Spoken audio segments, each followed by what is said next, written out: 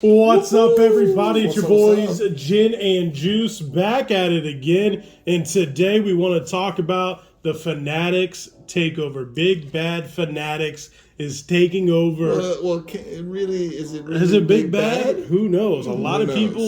people think so. A lot of people don't. There's a lot of things swirling out there, but let's just get the facts out right away. That what we know. We don't know a ton. A lot of stuff has been reported, but this is basically what it is. Both Fanatics, Fanatics has purchased all three major licenses. So you're looking at NFL, MLB, and NBA. Yep. The MLB starts technically 2023, but Topps exclusive rights run through 2025. 2025, yep. Yep. Then you have NBA ending in 2025, and then NFL ends in 2026. And that is a fire truck driving past the house. We're going to leave it in there because this conversation is in fuego. But you like that? You like that right off the top of the dome? But anyway, so that's kind of what we've known right now. The NFL agreement is for 20 years. They haven't really talked about the Topps agreement or the basketball agreement yet in the terms of how long it's going to be. Right. So everything you hear out there is kind of speculative at the moment. Nothing's been 100% announced. Now, this does not bode well for Topps. Topps, I think, is the biggest loser out of this completely because they were on the verge of going public. Then right after this announcement, their backer that was going to push them to go public pulled out. So now Topps is standing there as been the most iconic brand in baseball cards forever, is now being pulled away from.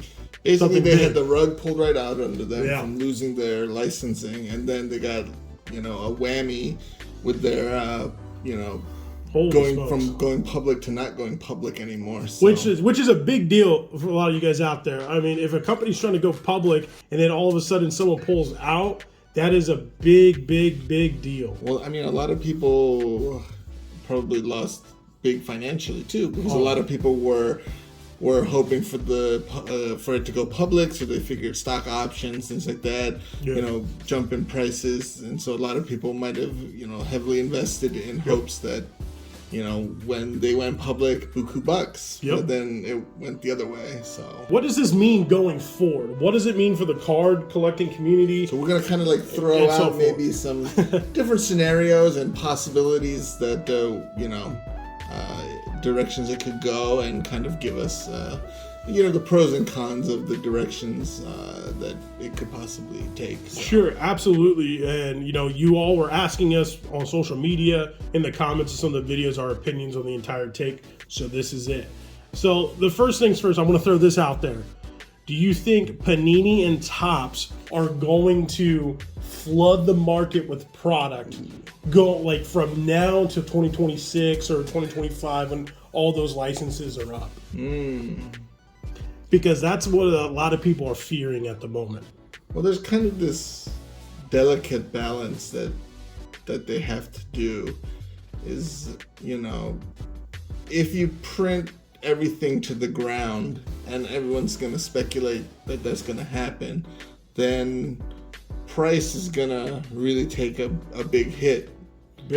And so are you willing to, as a company, are you willing to, run that risk of printing it out there just because the licensing is going to end? But then you're going to flood the market, so then the price of your product goes from, let's say, $100 box to $20 box. I mean, is that really going to be worth it in the long term? Right. Maybe not. And I think if Topps and Panini were smart, I would think that closer to the licensing being up, I think that I would kind of scale back the production. So then there's a lower print run on the final run, and then that way it's kind of like the last hurrah, and whoever has sealed product is just going to keep going up and up and up and up and up. But that's for what you hope as a collector of sealed product. Right. And an opening from a business standpoint, it does make sense for them to print the living crap out of cards. It does, but like I said again, obviously that's going to affect the price on the secondary market and things like that.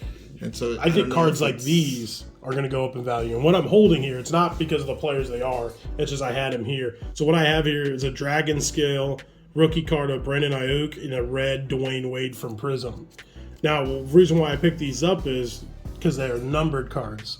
I think the numbered cards over the next couple of years are going to extremely go up in value because that's the only thing that is short printed, I think, going forward from Panini and Topps. So the next thing up that a lot of people are discussing is, what about the future of Panini and Topps? They're not going to have the licenses. So, like, for instance, Panini doesn't it'll be like Panini Baseball. Correct. They don't have the license for baseball, so a lot of their baseball product is not very desirable. But there are, a couple of great hits because you can still get, RPAs of players or, just patch autos of players. You're able to get autos of players, but again, there's no MLB teams on it and so forth. So, for the future of Panini and Topps, how do you think their product's going to favor? Licensing is key, and everyone wants a card with their uniforms and their logos and things like that on there. So and you can see the price. Panini Baseball is definitely a much lower price point product than any of the other Panini products, football or basketball. And that comes down to, again, licensing. It doesn't have that appeal.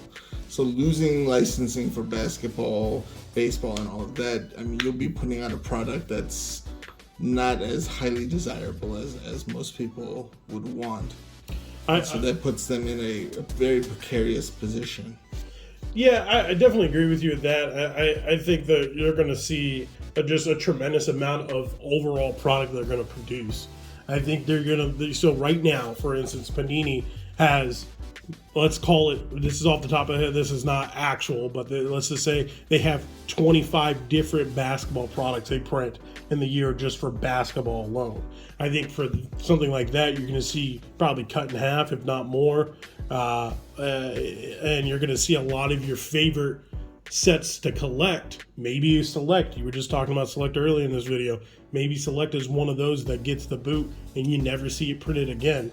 I think a lot of these cards, that's where, from a collector standpoint, you're going to see, okay, is Absolute Basketball going to still continue to be printed at that point, because they're not going to be able to sell like they used to. Right. So I think at this point, this is the mindset of a collector coming into play. Okay, those kabooms I used to collect, or those downtowns I used to collect, they're probably not going to be printed anymore. So now it might be time to start getting a lot of those sets that you desire, because you might not have the opportunity in the future to get them. Color blast, for instance. And in your mind, right off the head, when you hear, okay, this company has every single license, what does that mean to Jen from a collectability standpoint? Collectability standpoint, I don't know if it really changes as much. Only concern now I have is it gonna be, because obviously everyone, Fanatics has a retail aspect of it. So my major concern is where is product gonna come from now?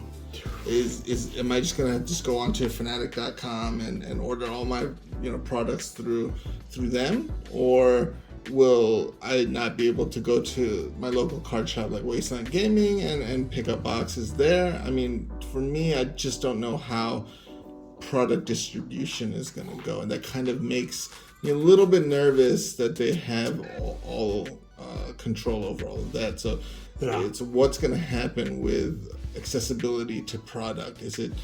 Am I going to be hindered because it's only going to be online? And great, if it's only online, then all the bots that people have can just scoop up all of the product and then put it on the secondary market for 3, 4, 5 times what it is, and you have no control over that. So that becomes my major concern with it, is if they specifically keep it to their website, fanatics.com, then we run into all the issues of bots and things like that, and whether I would be able to get the product or not, and whether I have to base all my things on secondary markets like eBay and stuff like that. Which is already difficult. I mean, I already ran into an issue with eBay where two friends I found out by it because I could see their usernames. I go look at their profile. And these two guys were they all of a sudden they bid up my Tyrese Halliburton to 10 grand.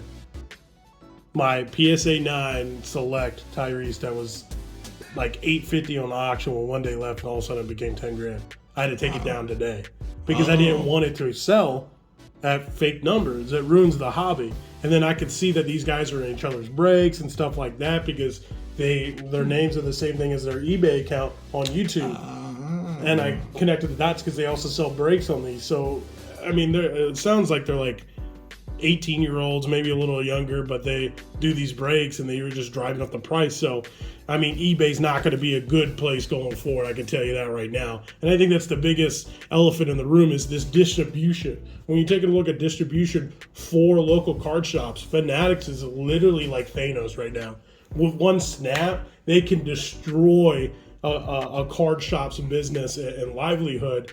So one of the things that has also come to mind in thinking about it is the overall product that is coming out from Fanatics. Because one of the biggest things of collectors is you never had every single sport that has licensing in the past majority of the time have the same big time product. Yeah, you get flawless football, basketball, but baseball doesn't have all the emblems. Right. So now you're going to get like some really good high-end product, I feel like, from Fanatics where everybody across the board. So imagine getting a product. Imagine they create a product like Exquisite, a 2.0, where it's different sports in the product that are massive hits. I could dig a flawless baseball, like briefcases, or even do like a Topps Dynasty basketball. You know, like, or even if they could, you know, like revive like the Chrome, so bring back like a Topps Chrome basketball, you know. And I love how you're saying Topps, because I also want to sprinkle this in there as we continue our conversation. What if Fanatics just buys Topps and Panini? I mean, it would make sense. So, I mean, Fanatics doesn't really do manufacturing of cards and things like that, and I doubt that they have an in-house design team. So maybe the best idea would be for them to buy out Topps and Panini, keep the staff and everything the same. The manufacturing, everything is already in place. It's just now you have a new parent company that you report to. And imagine if Fanatics says, all right, guys, now you're gonna have to bring down the price to a more reasonable level and keep it, you know, at the MSRP. And, you know, you got to make sure your distributors are all in line and everything. So yeah, I mean, that'd be great. That's like probably like the most ideal situation, right? Is they take over the two companies, buy them out, get rid of a lot of the crap product and just stick with the originals. Topps Chrome across the board for everything. Topps Chrome Sapphire, Mosaic. Panini basketball. Panini Prism basketball has been the staple of the basketball hobby for years. So you're telling me in 2026 there's not going to be a Panini Prism product? I mean, there will be, but they won't have. Imagine. Ooh, I would love Eminence baseball. That would be like pretty cool to see. Imagine Dwayne Wade not having the Miami Heat stuff on him. Like, yeah, it's insane. Or imagine Select not having New York's Obi Toppin on it. You know what I mean? Like, what? Yeah.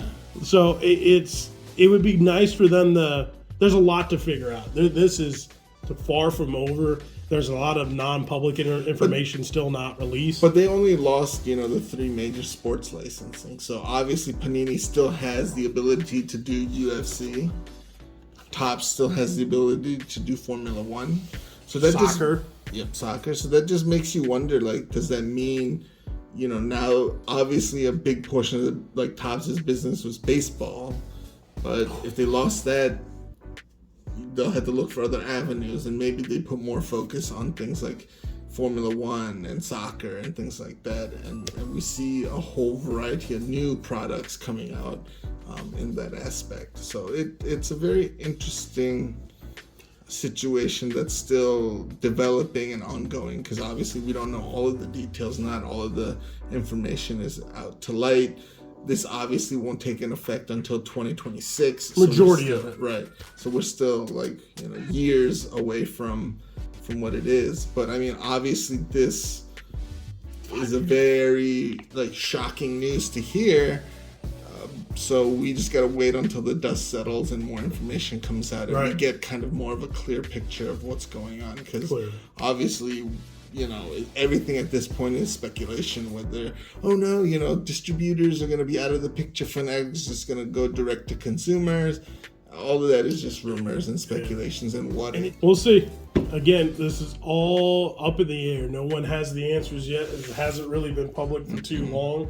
The dust has settled. The announcement was happened about a couple weeks ago, and you had a bunch of people just throwing out, content and theories and so forth. And we wanted to pump the brakes a little bit. We wanted to understand more of what was really happening and get an idea and collect some thoughts. And really wanted to share that with you today. And that's really what we throw out our scenarios that we've been discussing and kind of weighing the pros and cons of it. But leave a comment down below if you agree with any of our things, or if you have your own theories. We'd love to see what everyone else in the hobby thinks about it. And I'm pretty sure a lot of people are probably happy with it because they're not too happy with quality control, especially at a Panini side. So we'll see what's happening. We'll see what you all have to say. And we'll go from there. Until next time, we'll talk to you soon. Deuces. Yeah.